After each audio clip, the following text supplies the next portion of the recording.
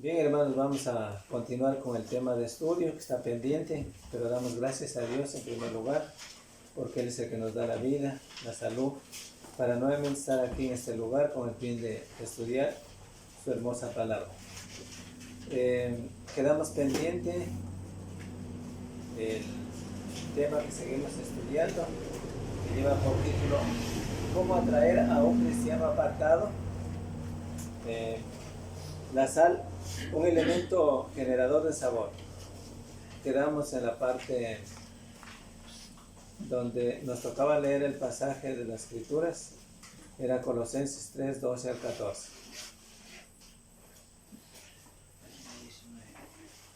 Página 19, sí. Ahí, por eso vamos a leer ahorita, me van a ayudar con la lectura del fin. Colosenses 3, 12 al 14.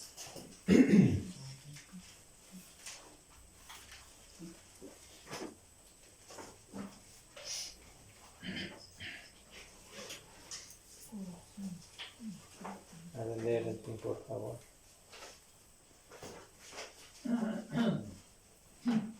Tres, 12 al 14.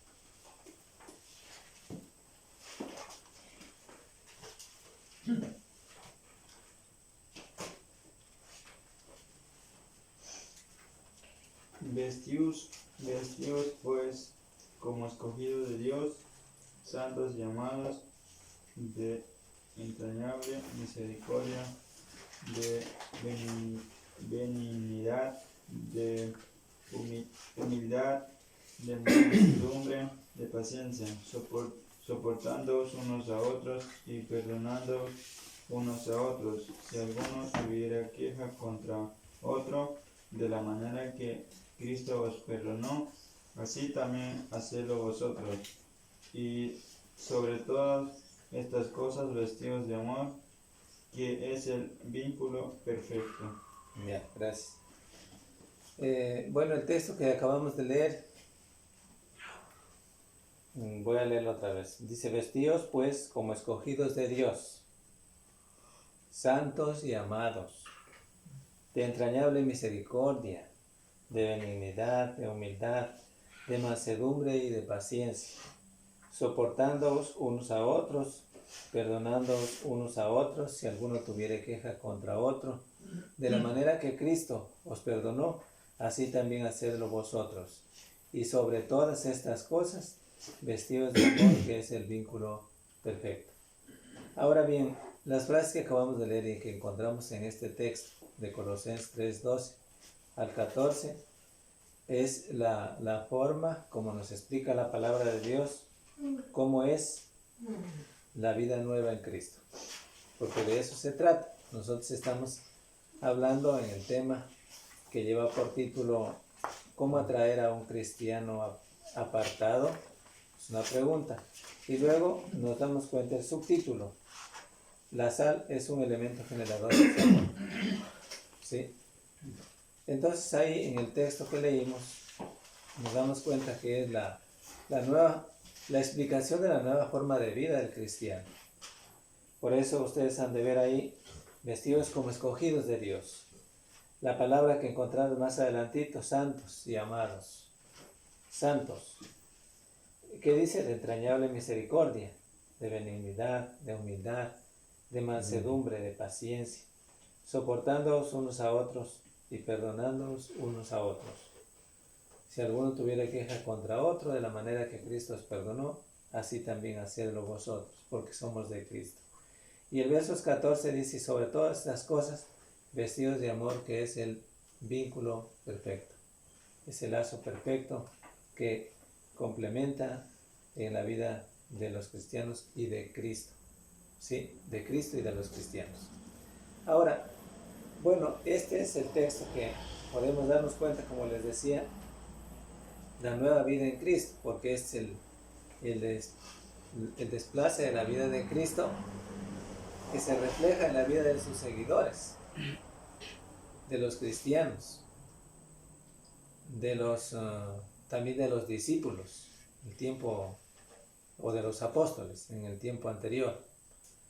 Entonces, estas expresiones indican de una conducta que ya dijimos un poquito antes, irreprochable, en medio de una sociedad que es perversa, que está llena de pecado, llena de momentos difíciles, de vidas que por supuesto les lleva y les rodea también, y claro, a nosotros nos rodea vidas difíciles a los lados, a nuestro lado quien está, porque hablamos de personas que no han obedecido al Evangelio, pero que estas personas también llevan vidas pecaminosas, y sin embargo ahí en medio de esa sociedad prevalece el cristiano, sobresale el cristiano, pero manifestando y mostrando en sus vidas, en sus testimonios, vidas piadosas, de santidad, como dice el pasaje que encontramos en Colosenses 3:12 al 14. Bueno, no cabe duda que la misión principal de la iglesia es predicar el Evangelio. Desde luego que eso sí explica la palabra de Dios. En el libro de Mateo 28:18, que también podemos leerlo hasta el 20. Es predicar el Evangelio porque Cristo lo hace mención en ese texto, en Mateo 28:18 al 20.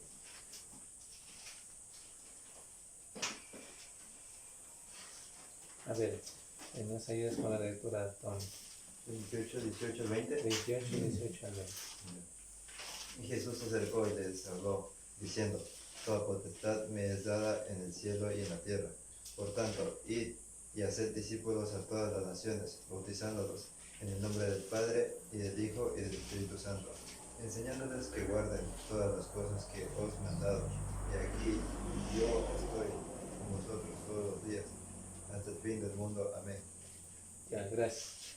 Entonces, como acabamos de leer también el pasaje del versos 18 al 20, es un texto que nos enseña a descubrir la iglesia, o sea, la misión de la iglesia. O sea, ¿para qué fue creada la iglesia? ¿Para qué se dio la iglesia? ¿Cuál es el trabajo? ¿Cuál es la tarea de la iglesia?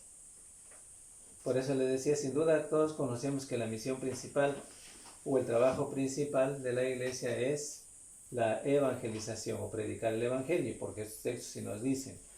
Esta es la encomienda que se dio a la gran comisión, ¿no? Él les dijo, bueno, Jesús se acercó y les habló diciendo, todo poder, o sea, toda potestad, Él tiene el poder, la potestad, es dada tanto en la tierra como en el cielo. O sea, porque aquí no hay un ente superior a Cristo.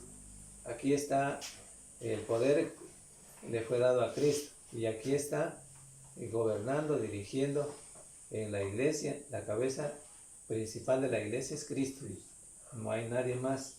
Un representante de la tierra no hay nadie, no hay. El supuesto representante que se dice al Papa de la Iglesia Católica no es nada, ¿ya? Porque Él es el representante, Cristo, ¿ya? Cristo es el representante, Él se le ha dado todo poder, Él tiene todo el poder del Padre, y Él es el que tiene la potestad, el poder, la autoridad, ¿ya? Por tanto, Él es el que manda, ir y hacer que todas las naciones sean mis discípulos, bautizándolas. Dio el mandamiento en el nombre del Padre, del Hijo y del Espíritu Santo, ¿ya? Y enseñándoles que guarden todas las cosas que os he mandado, o sea, todas las cosas, todos los mandamientos que Él nos ha dado, o sea, que Él ha mandado a través, o ha dejado a través del Evangelio, ¿ya? Entonces, este texto indica claramente que a la iglesia se le dio, digamos, la iglesia es la que debe definitivamente llevar a cabo, ¿y para qué fue creada la iglesia? Para llevar a cabo la predicación del Evangelio. Esa es la misión principal de la iglesia en este caso. Hay otros textos que también nos hacen mención, en Marcos 16, 15 al 16. ¿Y por qué tomamos estos textos? Porque tenemos que decir que se topa estos textos, o leímos estos textos en este tema, porque estamos hablando de que los cristianos, o sea, en este caso, del tema que estábamos hablando y que venimos hablando, es que ¿cómo atraer a un cristiano apartado? O sea, de eso se trata, ¿cómo atraer? O sea, mostrando vidas piadosas a los cristianos, viviendo una vida de santidad a los cristianos, y a los cristianos y a los apóstoles en ese principio se le dio también Cristo recibiendo toda potestad y se les mandó también a los apóstoles a predicar el evangelio. Hoy a cada uno de los cristianos, o sea, a la iglesia. Entonces, pero para llevar a cabo esta misión de la predicación de la evangelización o llevar a cabo la evangelización a los pueblos o a las gentes, se necesita vivir vidas piadosas. ¿Sí? Esto no sea reprochable en cierto sentido, porque si por ejemplo yo voy a predicar el evangelio diciéndoles, vean por favor, Cristo hace un llamado, ¿no es cierto? Leo ciertos textos y conocen la calidad de vida que llevo, o sea, contraria a la voluntad de Cristo, definitivamente no hago nada. Ese es el punto, porque los incrédulos son los que juzgan nuestras vidas, ya, aún en el mínimo detalle. En el mínimo detalle. Por eso es que a veces les diría, hay un WhatsApp que se creó, grupos que se crearon, a veces detengo el hablar alguna cosa o dirigir algún mensaje, porque a veces sí tenemos que nos juzgue. De hecho que a veces sí lo han hecho, y a veces lo he hecho. No hablo mucho, no escribo mucho, creo que raras veces, porque ellos están ahí latentes para ver y condenarnos por esa situación que decimos algo, ¿no? Y mayormente con nuestra vida propiamente. Entonces, eso es para decir que cómo atraer a un cristiano apartado se necesita y se requiere, ya venimos viendo, se necesita es vivir vidas piadosas o vidas santas. Ya, mayormente si hablamos de la predicación del evangelio, porque acuérdense y recordemos que la misión principal de la iglesia es predicar el evangelio. Ahí está más adelantito el otro texto que tiene conexión con el que leímos, Marcos 16, 15 al 16, que también podemos leer. Marcos 15, 16 dice, y les dijo, id por todo el mundo y predicad el evangelio a toda criatura. El que creyere y fuere bautizado será salvo, mas el que no creyere será condenado. Ya, entonces gracias hermano. Entonces es mandato de Cristo, primero dado a la gran comisión y luego también dado a la iglesia, para que lleve a cabo el mensaje de la evangelización, de la predicación. Más adelante tenemos otro texto, está en Hechos 1:8.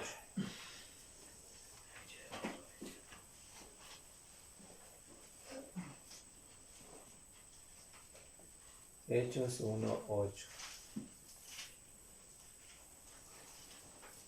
Pero recibiréis poder cuando haya venido sobre vosotros el Espíritu Santo, y me seréis testigos en Jerusalén, en toda Judea, en Samaria y hasta lo último de la tierra. Ya, gracias hermano. Por ejemplo aquí, esto es lo que dijo Cristo también, ¿no? A ver, versos 8. Pero recibiréis, porque ahí, bueno, en Hechos capítulo 1, versos 8, los discípulos tenían que esperar en Jerusalén. Claro, Ya, que llegue el Espíritu la Santo. venida del Espíritu Santo sobre ellos.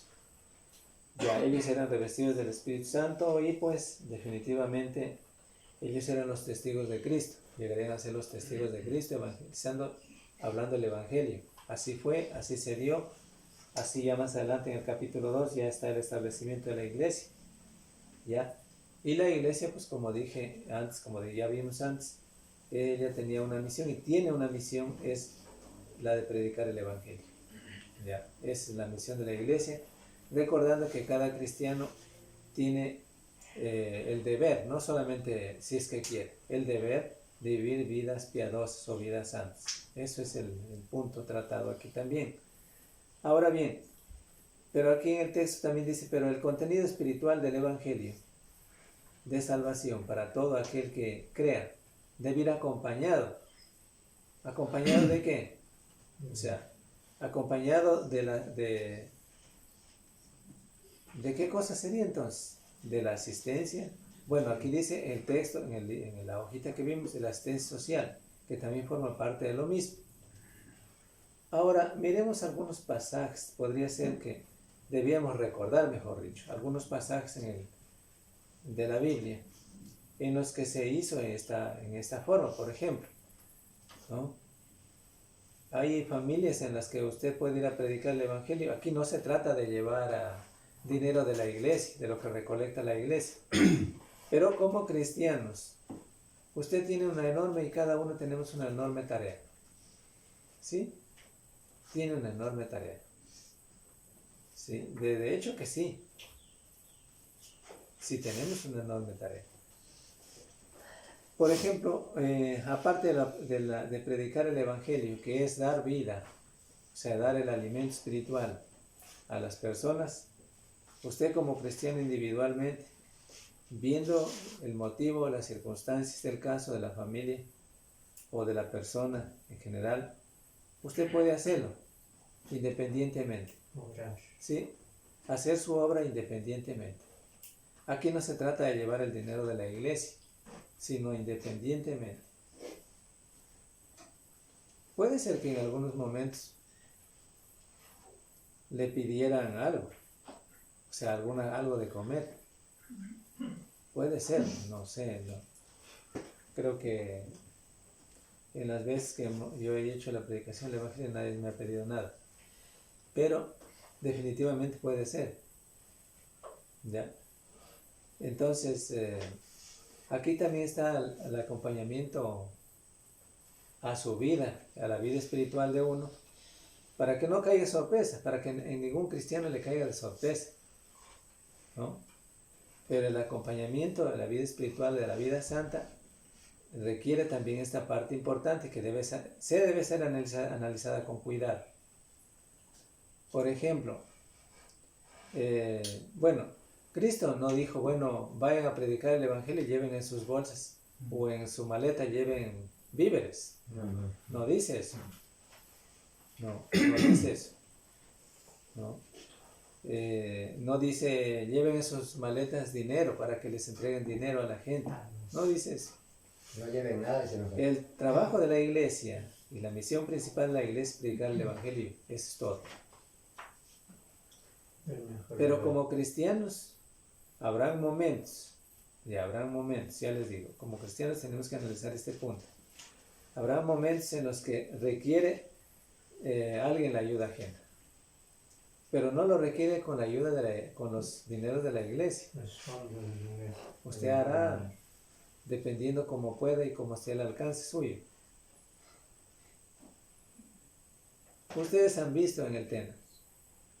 Ahí usted no va a predicar el Evangelio, pero de pronto pasa por ahí y él le está pidiendo algo. Eso está de moda, diría yo ahorita, en la calle. Alguien le pasa pidiendo, uno pasa y él está pidiendo algo. Ya. Y no es obligación de que usted le separe en cada puesto de los que están y ya entregue algún dinero, alguna moneda. No es obligación.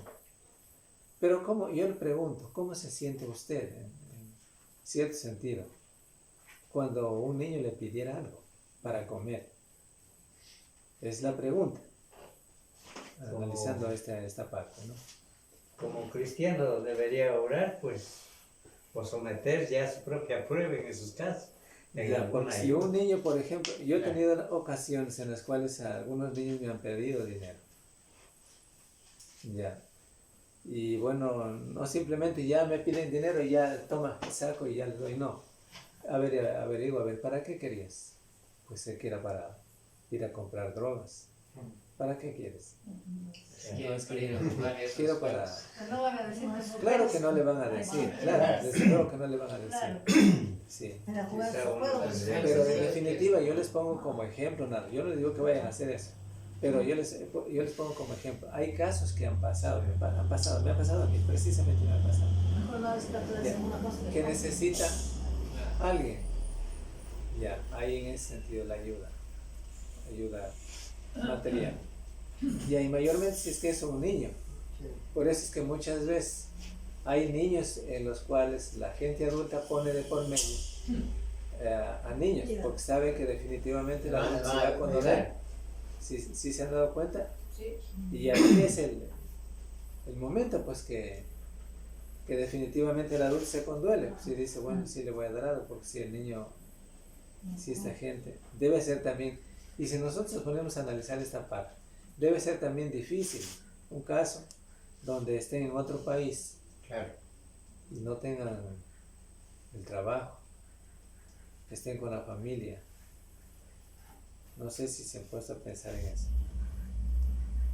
Bueno, quisiéramos que no les acontezca nada de esas situaciones, pero realmente eso acontece a muchas personas que especialmente migran a otra ciudad y a niños.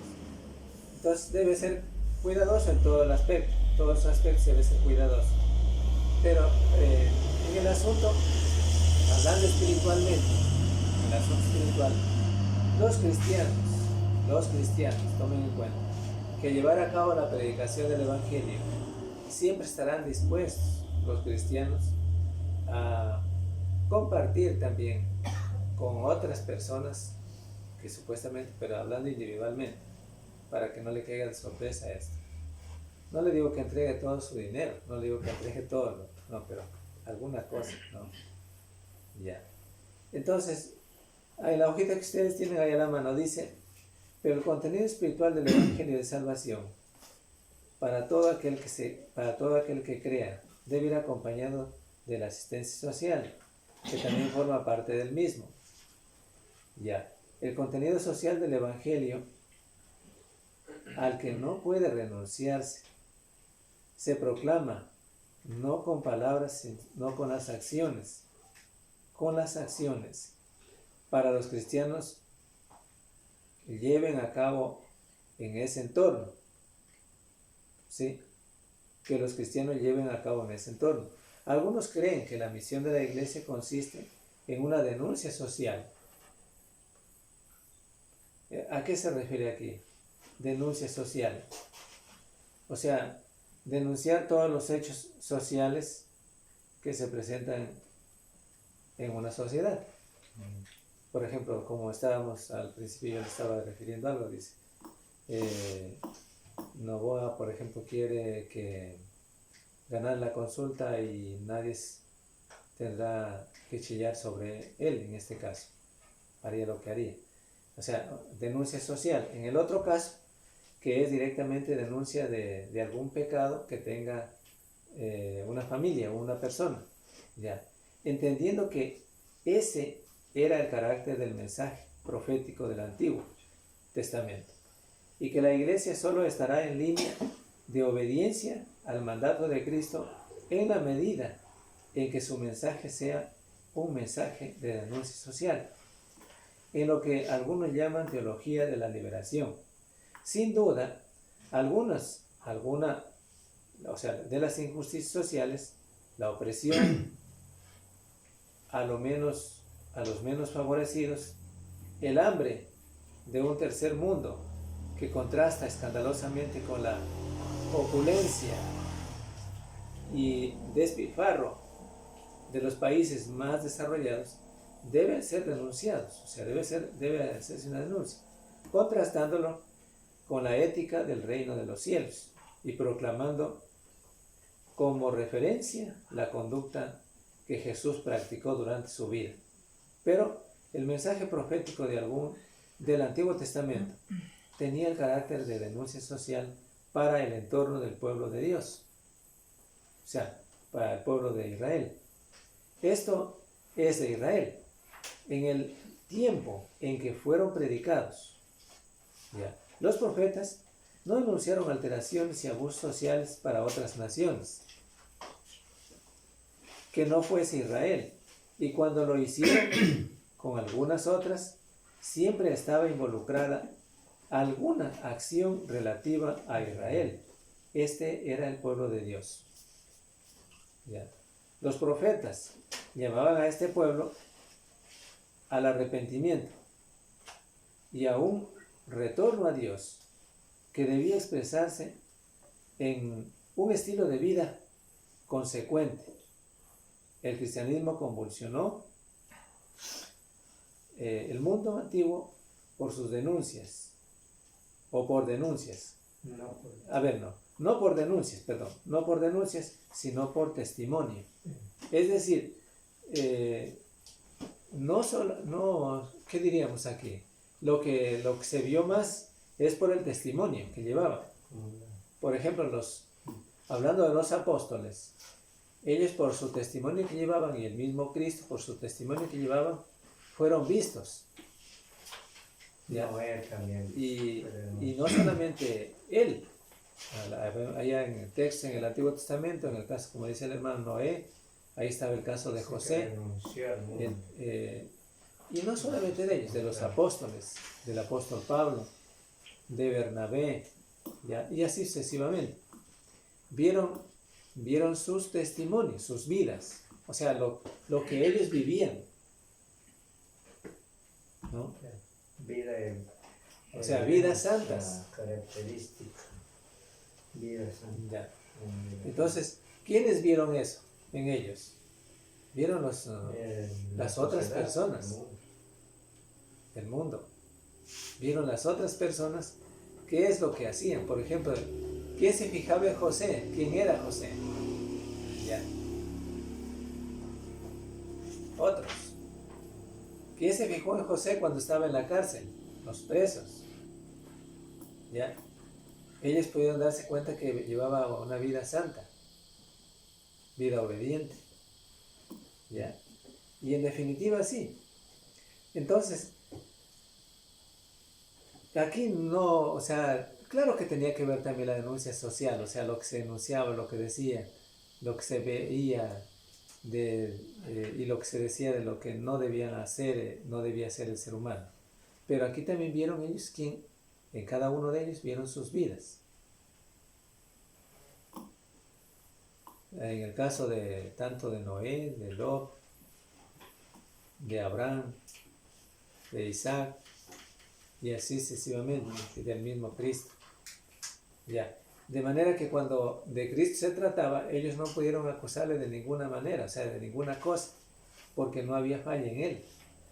Y aunque buscaban los fariseos de qué acusarle, haciendo invenciones, porque así lo hicieron, no había razones para acusarle. ¿Ya? Y eso servía de testimonio, o sea, las vidas piadosas de cada uno de estos personajes servían de predicación. Eso no es que yo me estoy inventando, la Biblia sí dice de manera clara, hablando por ejemplo de la esposa. Si la esposa vive vida fiel al Señor y de lo que hace mismo en el hogar y tiene un marido incrédulo, entonces le convertiría al incrédulo por su vida piadosa, santa, obediente. Y es así como se denota la sal, ¿ya? En la vida de los cristianos, ¿sí? La sal que presenta como dijimos, siendo un elemento generador de sazón, ¿ya? Para el mundo, o sea, mostrándose hacia el mundo, hacia otras personas, para que se convirtieran a Cristo. Porque eso es lo tratado aquí, ¿ya? Ahora bien, ¿qué más podemos decir? Con todo, la Iglesia tiene un mensaje de alto contenido social manifestado en la palabra, al que no puede renunciar sin dejar mermado un importante grado de testimonio. ¿Sí? Si renuncia a la acción social para el mundo de su tiempo y entorno, renuncia, dice, ¿no? Ahora, es necesario entender claramente que junto con el Evangelio de salvación, es necesario dar de comer al hambriento,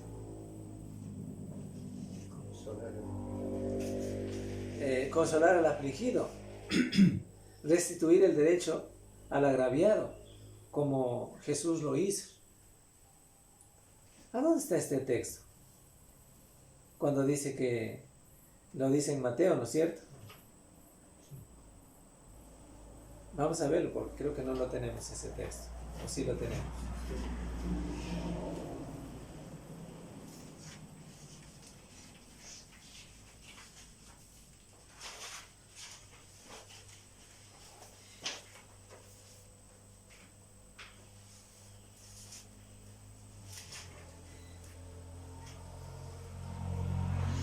Bueno, lo van a buscar ustedes, ¿ya? Cuando dice dar de comer al hambriento, ¿ya? Cuando estaba en la cárcel, no me visitasteis. También todo eso dice, pero está en Mateo. Mateo 25, Ya. 35, 30, ¿no?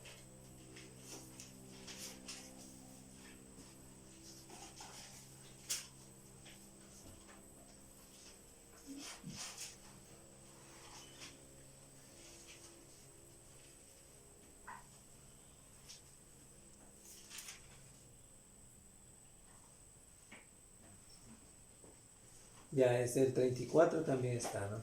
24, 5, 15. Ya. Entonces ahí lo tienen, ya puede dar lectura a alguien de ustedes. A ver, ¿quién sigue, mi hermano? Porque tuve hambre, el 24. Sí, desde ahí para adelante. Entonces el rey dirá a los de su derecha: venid benditos de mi Padre, heredad el reino preparado para vosotros desde la fundación del mundo. Porque tuve hambre y me diste de comer, tuve sed y me diste de beber. Fui forastero y me recogisteis. Estuve desnudo y me vestisteis. Enfermo y me visitasteis. En la cárcel y fuisteis a verme.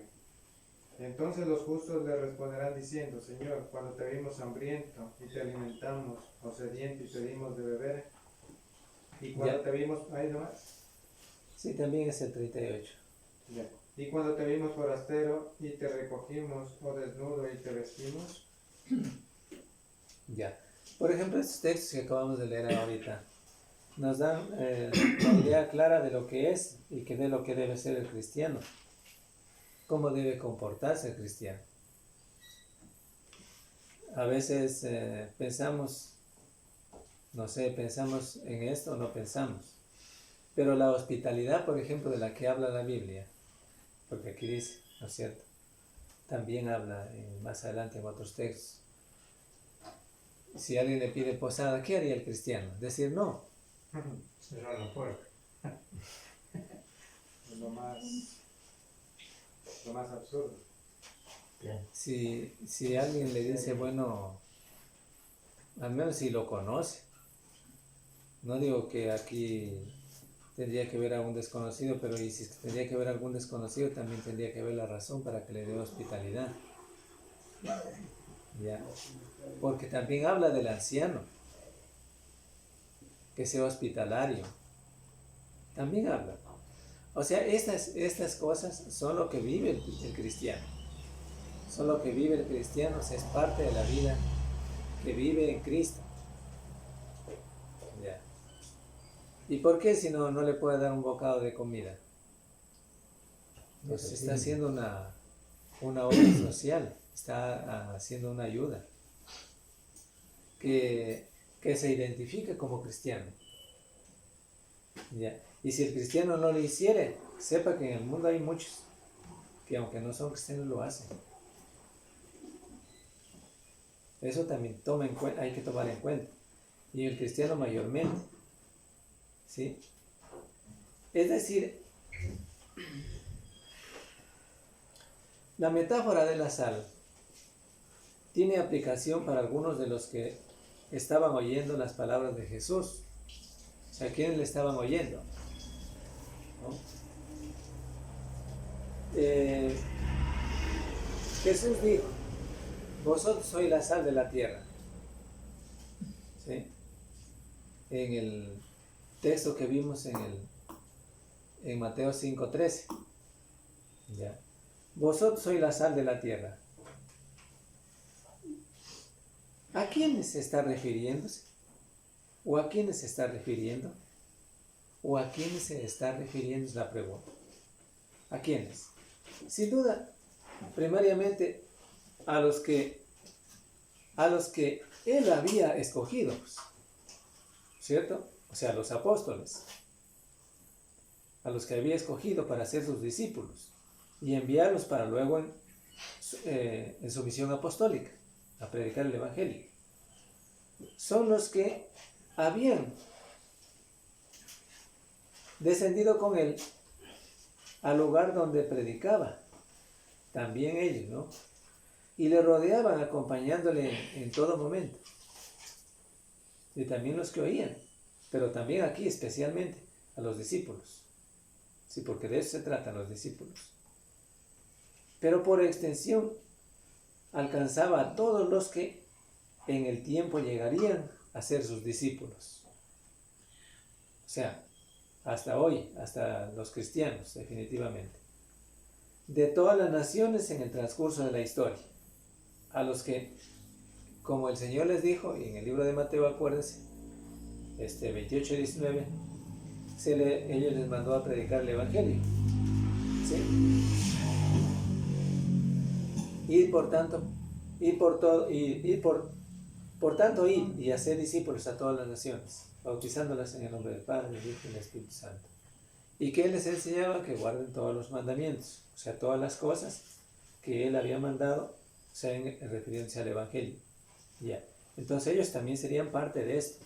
O sea, la sal de la tierra solo es posible cuando en cada uno de los discípulos de Cristo haya el componente espiritual que los hace sal a ellos mismos, a los cristianos mismos. De otra manera no puede actuar. Entonces, desde ese punto se puede entender, dice, vosotros sois la sal de la tierra. Cuando los cristianos netamente llegan a ser la sal en ese sentido, ya, por la vida de la santidad y por lo que refleja y por lo que su testimonio lo indica, lo hace definitivamente. Porque cualquiera puede hacer a lo mejor con los cristianos, pero también lo hace con otros, ¿no? Y mayormente con los cristianos.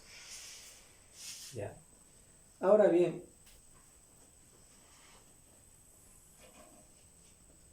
de este modo recoge Marcos en su Evangelio: tened sal en vosotros mismos. Marcos 9:50.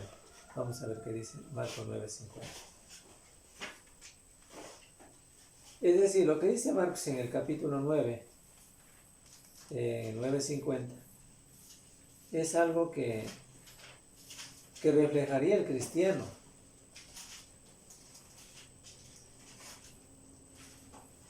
Para que de esta manera pueda atraer también al creyente que se apartó.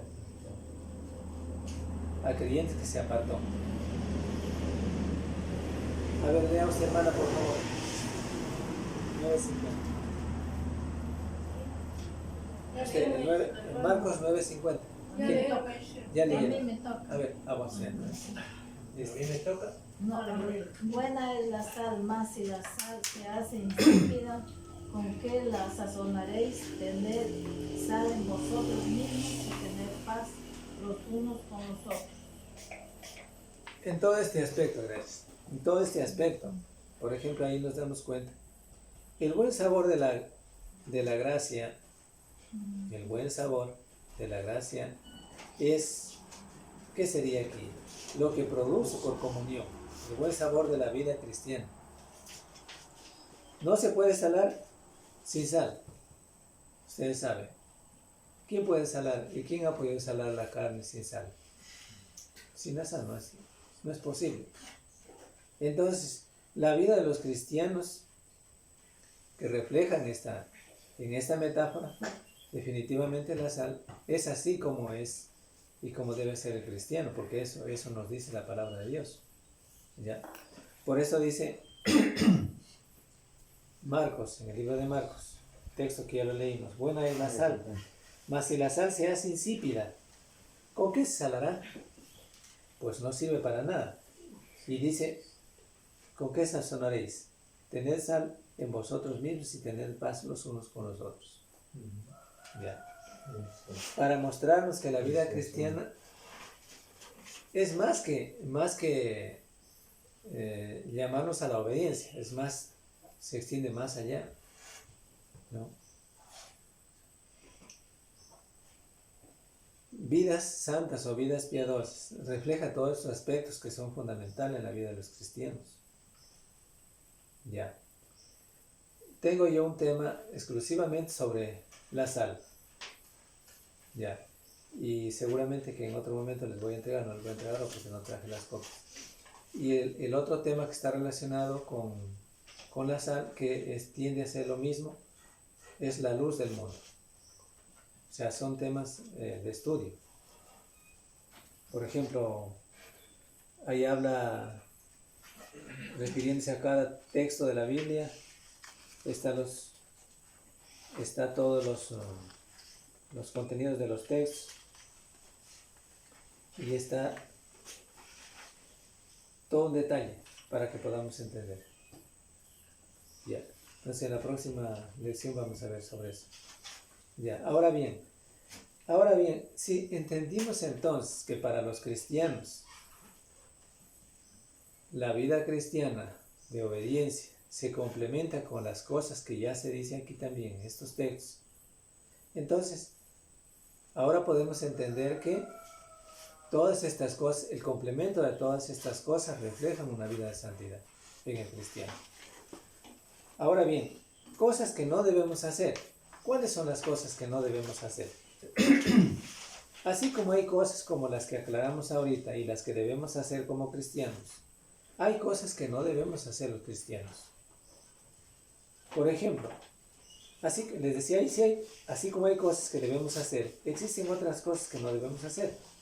Cosas por las cuales muchos de esos cristianos apartados no regresan a los pies del Dios Todopoderoso. No regresan. Colosenses. Vamos a leer Colosenses 3, 5 al 9.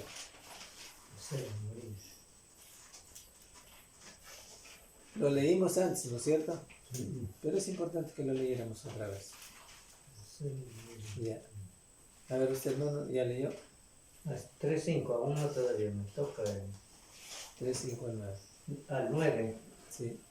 Dice: hacer morir pues lo terrenal en vosotros, fornicación, impurezas, pasiones desordenadas, malos deseos y avaricia, que es idolatría, cosas por las cuales la ira de Dios viene sobre los hijos de desobediencia, en las cuales vosotros también anduvisteis en otro tiempo, cuando vivíais en ellas.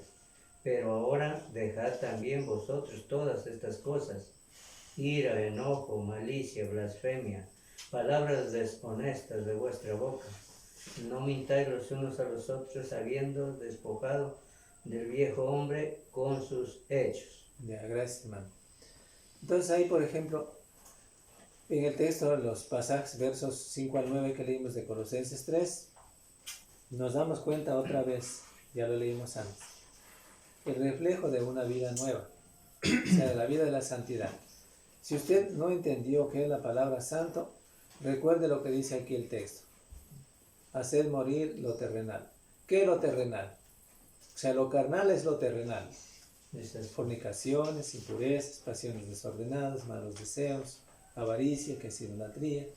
Más abajo dice iras, enojo, malicia, blasfemia, palabras deshonestas de vuestra boca, las mentiras, y eso que se reflejaba en la vida del hombre viejo, ¿sí?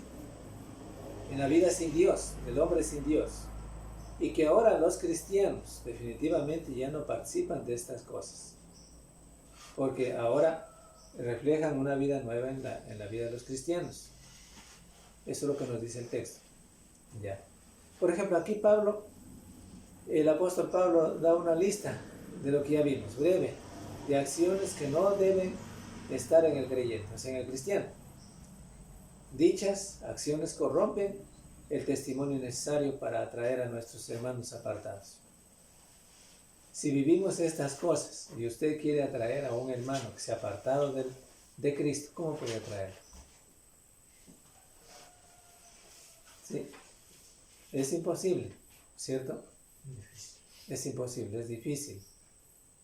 Ya. Por lo tanto, ¿qué más podemos decir? Ya que existirá siempre la excusa de que si yo como cristiano no estoy realmente convencido de la necesidad de cambio, difícilmente lo hará con aquel que se ha apartado del camino de Dios. es que el incrédulo, o sea, volviendo hablando de un hermano que se ha apartado del Evangelio de Cristo, él mirará eso, pues mira eso, porque él de acá salió, pero ahora que se apartó, mira lo primero es, ¿cuál es la conducta de los cristianos?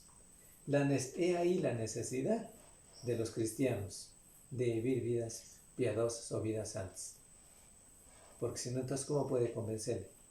Entonces ahí llegamos a una conclusión clara por las Escrituras, no es una opinión, por las Escrituras, de que el Evangelio funciona.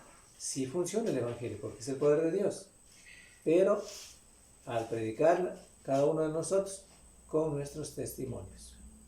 O sea, predicamos el Evangelio, pero nuestros testimonios están dando el fiel ejemplo en las vidas que llevamos de lo que hacemos para llamarnos cristianos o seguir siendo cristianos obedientes.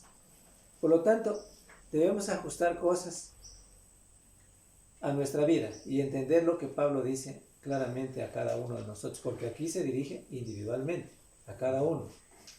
Aquí no dice Pablo que esto vivía esta vida vivían los cristianos, o sea, de cosas estas pecaminosas. Dice que esto erais, o sea, está dando a entender claramente que cristianos que vivían en esta situación de pecados habían salido de ahí para reflejar vidas nuevas en Cristo.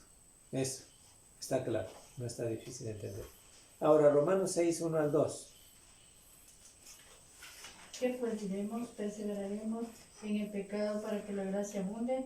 En ninguna manera, porque los que hemos muerto al pecado, ¿cómo viviremos aún en él? Ya, gracias, hermano. Aquí está claro también porque es otro texto que nos ayuda a entender de lo que ya venimos viendo en Colosenses. Hace una pregunta el apóstol Pablo. ¿Qué pues diremos, hermanos? ¿Perseveraremos en el pecado o seguiremos en el pecado para que la gracia abunde? La respuesta es en ninguna manera. De ninguna manera. No puede ser así. Porque los que hemos muerto, hablando del cristiano, al pecado, ¿cómo viviremos aún en él? Ya no puede vivir.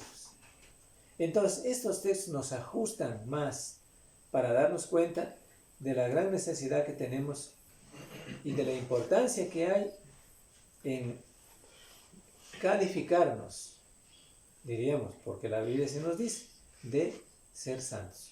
Porque la Biblia el Señor es el que nos juzga, ¿no? Pero aquí tenemos que decir claramente, es la manera clara que identifica y que nos da a entender la Biblia de vidas santas, ¿sí? Porque el cristiano, que ahora es ya cristiano, que somos cristianos, nos hemos apartado de estas cosas que practicábamos antes de ser cristianos y que ahora vivimos en Cristo, ¿ya? Como creyentes debemos abandonar. O sea, estas cosas ya no existen, ya no deberán existir, para poder atraer a un hermano que se ha apartado de Cristo. Si no, ¿cómo puede llevar el mensaje, pues? ¿Cómo puede llevar la buena noticia del reino del cielo, del reino de Dios? ¿Cómo puede llevar estas buenas nuevas al hermano que se ha apartado del Evangelio de Cristo? Cuando estas vidas, esta calidad de vida, que no digo, bueno, no es calidad de vida, esta pésima vida lleva el cristiano. Entonces no puede. ¿Cómo podrá convencerle? Es parte de la sal. O sea, la vida en Cristo, de obediencia y sumiso a su evangelio, haciendo la voluntad de Cristo, es la sal. Y con esto da sabor, ¿no? O sea, hay razón para que el otro mire quién es, qué persona es, qué cristiano le está predicando el evangelio, le está volviendo a decir, recordando, porque sabía, recordándole lo que él había ya, no sé, algún tiempo abandonado o dejado, ¿ya? Como cristianos debemos abandonar. ¿Qué cosa? Hay algunos puntos importantes ahí. El pecado de fornicación. ya que esto no sería útil al momento de dar testimonio. Al menos un pecado de fornicación es pésimo en la vida mayormente de un cristiano. Si un cristiano fornica, lleva una vida de adulterio y fornicación también, entonces no podría ir llevando el evangelio a una persona que definitivamente se ha apartado del evangelio de Cristo. O sea, por supuesto, si ya se apartó, pues definitivamente sí puede llevar el mensaje, pero no le sería tan fácil después de todo. No digo que no puede predicar el evangelio, no me malentenderán. Yo estoy diciendo aquí en el supuesto caso de un cristiano que vive en fornicación, puede llevar la predicación del evangelio a otra persona que se ha apartado del evangelio. Y ahora, y si es que a lo mejor ya se apartó de la fornicación, ya quedó todavía la lacra, Secuelas. ¿sí? Secuelas diríamos, ¿no es cierto? Quedó la lacra de aquel. Pero claro, sí puede llevar a cabo la predicación del evangelio, porque él sabe también y podrá entender que ya no vive así. Ya, eso también valerá, ¿sí? No digo que no puede llevar la predicación del evangelio, pero como creyentes debemos abandonar esta práctica, ¿no? Porque sí le perjudica a un cristiano esto, mayormente a un cristiano, ¿no? Ahora bien, el pecado, más adelantito otro punto más, el pecado de la avaricia. Si el cristiano es todo un avariento, ¿no? La avaricia también dice la Biblia que es idolatría. Ya. O sea, no necesariamente tiene que ser un adorador de ídolos para ser idólatra. El avariento es idólatra. Ya. No quiere despojarse de su recurso, aunque sea poquito, lo que dijimos antes, para entregar a una persona que sí le merece la pena darle. De breve que les digo algo. Chontapunta, por ejemplo, también tenemos alrededor gente y niños que necesitarían la ayuda ajena, ¿ya? En ese aspecto. Sin embargo, como cristiano sí lo puede hacer, ¿ya? Individualmente sí lo puede hacer, ¿sí? Pero que tu mano derecha no sepa, o que lo que da tu derecha no sepa tu izquierda, como dice la Biblia. Sí, ¿no? Así mismo, ¿no es cierto? Entonces no va a tener que ir a decir, bueno, yo hago esto, esto, otro. Pero Dios le contará por bien, porque es un bien que hace después de todo. Como cristiano estoy refiriéndome, como cristiano. Pero si se despoja de la avaricia, si no se despoja de la avaricia, será tan avaro, ¿sí? Pues que no podrá hacerlo. Y llorará por cualquier cosa para no hacer y no lo hará. Ese es el punto. Tomen en cuenta ustedes también que cuando hablamos de este punto importante, o sea, de lo que usted puede despojarse de la avaricia, o de la persona que tiene que despojarse, los cristianos tenemos que despojarnos de la avaricia, ya, en definitiva, es con lo que pueda dar o ayudar a alguien, no es con todo lo que usted tiene, o sea, sea poco o mucho, pero con lo que usted pueda, ya, en ese sentido. Y ahora además, usted tiene otro deber fundamental, que es tan importante, es ofrendar. Que el despojarse de la avaricia nos permite ofrendar legítimamente como debo ofrendar. Pero si yo soy avariento, entonces no puedo despojarme. No ofrenda. O sea, no puedo despojarme de la avaricia y pues definitivamente no ofrendo legítimamente. Sí ofrendaría. Sí ofrendaría. Pero lo raquítico. Por ejemplo, el caso de lo que dio, muchos dicen, por ejemplo, fijándose en Caín. Caín se ofrendó. ¿Sí? Sí ofrendó, pero no fue aceptado por Dios. De la misma manera, cuando nosotros no ofrendamos, o sea, no ofrendamos legítimamente, no será aceptado por Dios. Es decir, sea en lo poco o en lo mucho, el cristiano tiene que aprender a ofrendar legítimamente como merece, despojándose de la avaricia. Porque dice la Biblia, más adelantito del texto que yo me estoy refiriendo, de la ofrenda, ustedes han leído también, muchos textos son leídos en el primer día de la semana, en el capítulo 9, 6 y 7 de 1 Corintios. ¿Ya? Entonces, ¿qué dice ahí? 2 Corintios. Sí, 2 Corintios. Entonces, ¿ahí qué dice? Dice que debemos no ser mezquinos y que debemos ofrendar ¿con qué dice? Generosidad. Con generosidad. La palabra generosidad se dice en la Biblia para descubrir y entender que si bien es cierto, no se dice una cantidad, basta para el cristiano y para el entendido, el cristiano me refiero, de que debe saber qué es generosidad. Generosidad. Investíguenlo, vamos a dejarles como deber, para que ustedes investiguen la palabra generosidad. ¿Qué significa la palabra generosidad? Investíguenlo. ¿Ya?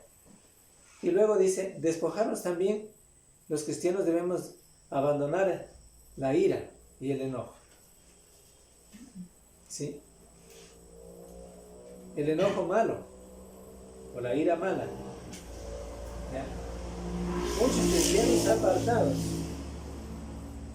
se desmotivan o se enfrían demasiado cuando ven a cristianos que son controlados por sus iras, por sus enojos, y no tienen dominio propio de sus acciones o emociones. Es algo común ver creyentes con esta clase de actitudes. Se enojan, explotan como una dinamita.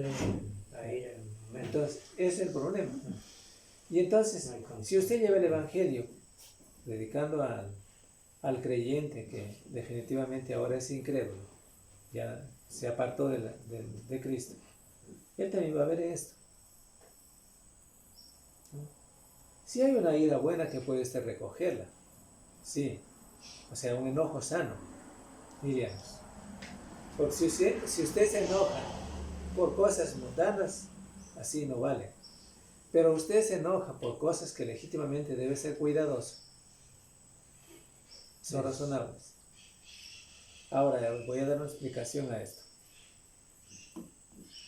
Primero comencemos a decir de una familia que tiene hijos y que el padre y la madre de familia, ellos cuidan y están obligados a proteger su familia, a sus hijos.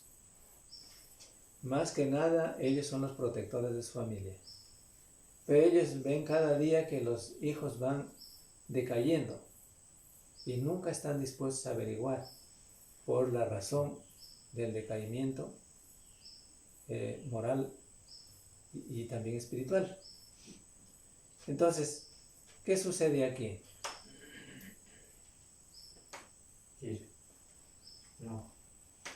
No están dispuestos a corregir esas faltas. ¿Ya? No están dispuestos a corregir esas faltas.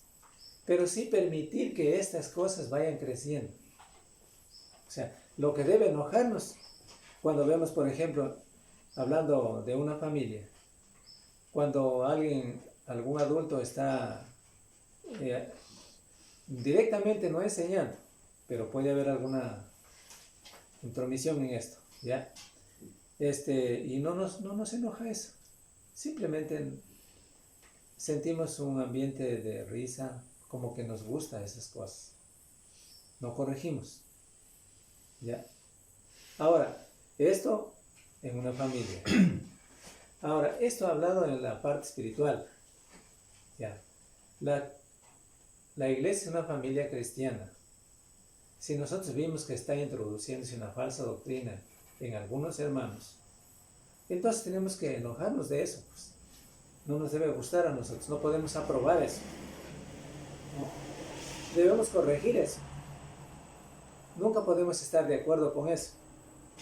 ¿Ya? De hecho, que Cristo sí nos mostró en este ambiente. Por ejemplo, cuando echó a los mercaderes del templo, ¿sí?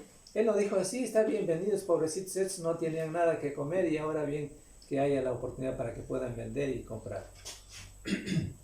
No dijo eso, ¿no es cierto? Se enojó Cristo, ¿sí? Y los echó a jueces, látigo.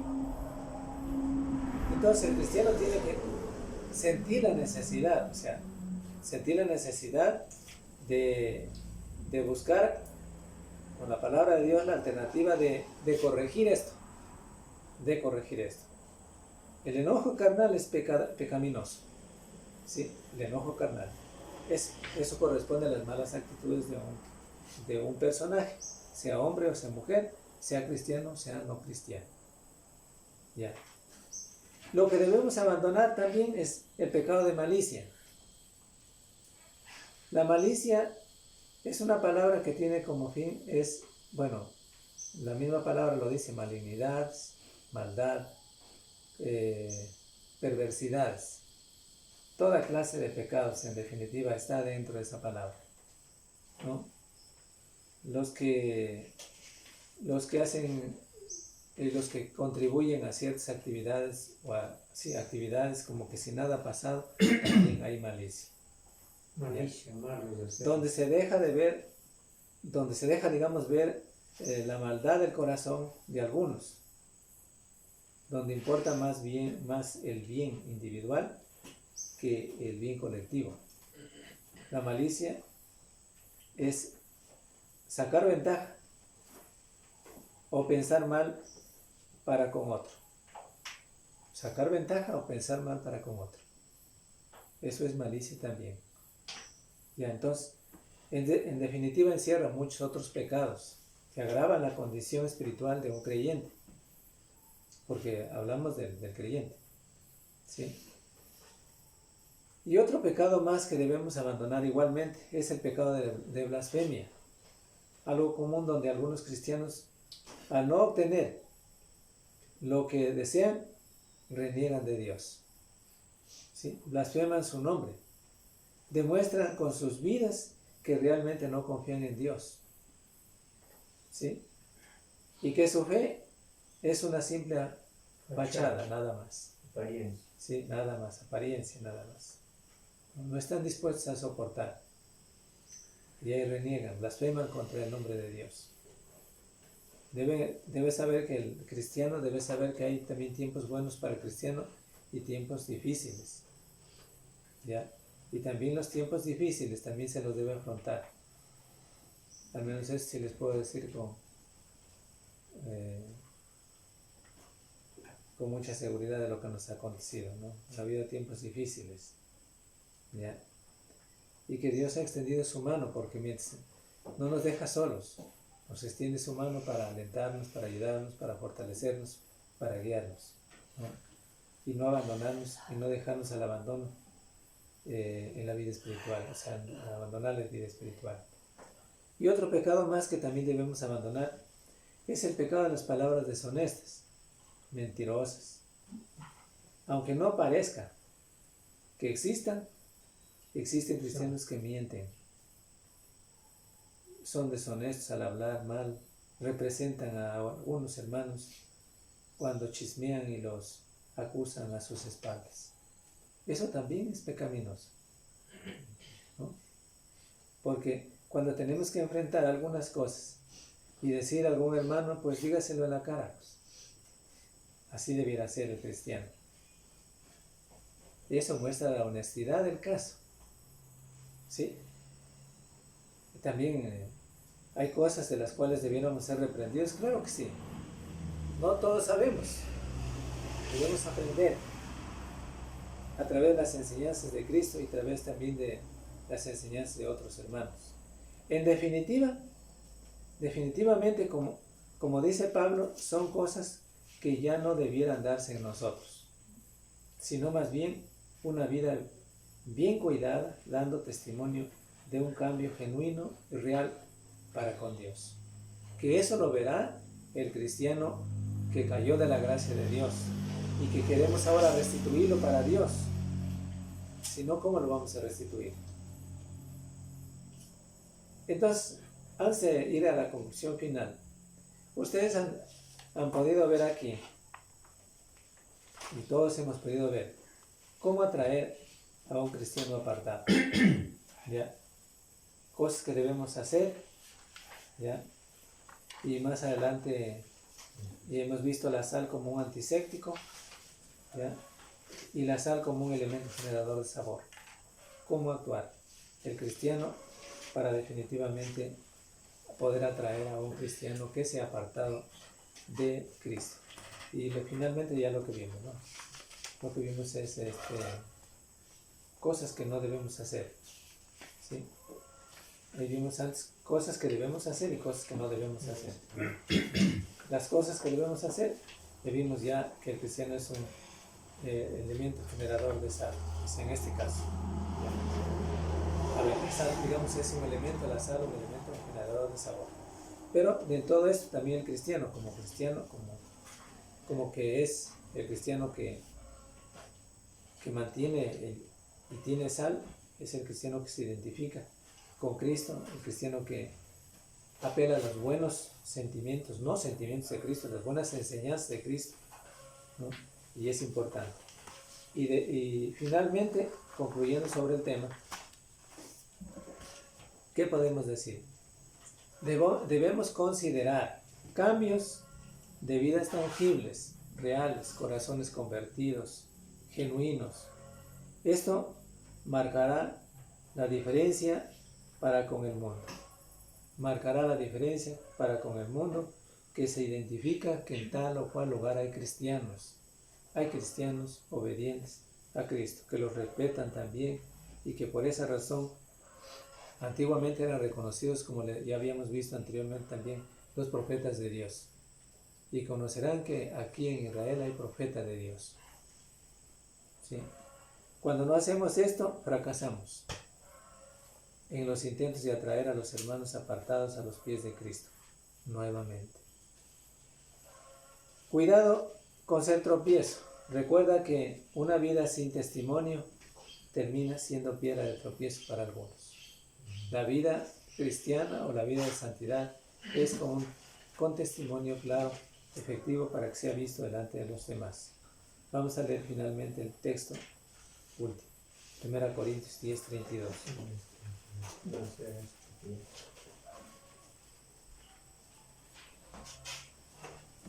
No seas tropiezo ni a judíos ni a gentiles, ni a la iglesia de Dios.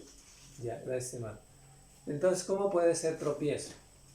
No llevando una vida genuina hacia Dios, en obediencia y un testimonio de vida visible en la vida de los cristianos. No llevando eso, llevando totalmente contrario a la voluntad de Dios, haciendo totalmente contrario a la voluntad de Dios. Entonces ahí es tropiezo, ¿no? Porque estos textos a veces son leídos, pero no son leídos con un profundo análisis. Entonces simplemente es leído, no seáis tropiezo ni a judíos ni a gentiles. Pero dice, miren, tomarán en cuenta ustedes, no seáis tropiezo ni a judíos ni al pueblo de Dios, o sea, hablando de antiguamente, ni a gentiles, a los incrédulos, y ahora ni a la iglesia de Dios. Es decir, porque alguien va a decir, no, pues que yo solamente debo ser, como cristiano debe comportarme solamente con los hermanos, pero como con los incrédulos no importa, ¿no? Hay ese pensar, y nótese claramente que hay que tener mucho cuidado, porque como cristiano es con todos. Como cristiano, usted no puede ser cristiano solamente dentro del aula, dentro de la iglesia, y cuando ya sale ya no es cristiano cuando se encuentra con los incrédulos. Ya, entonces no es en todo momento, porque usted no puede ser, el cristiano no puede ser de doble cara, ¿sí? Debe ser íntegro, si puede ser íntegro, definitivamente. Esa es la forma como debe identificarse el cristiano para poder entonces llevar a cabo la restauración también a otros hermanos que se han apartado de la iglesia. Bien, hermanos, este es el tema que puedo compartir. Ahí termino el tema que cómo atraer a un cristiano apartado. Como pueden leerlo ustedes otra vez en casa. Y pues, gracias. ¿No hay alguna pregunta?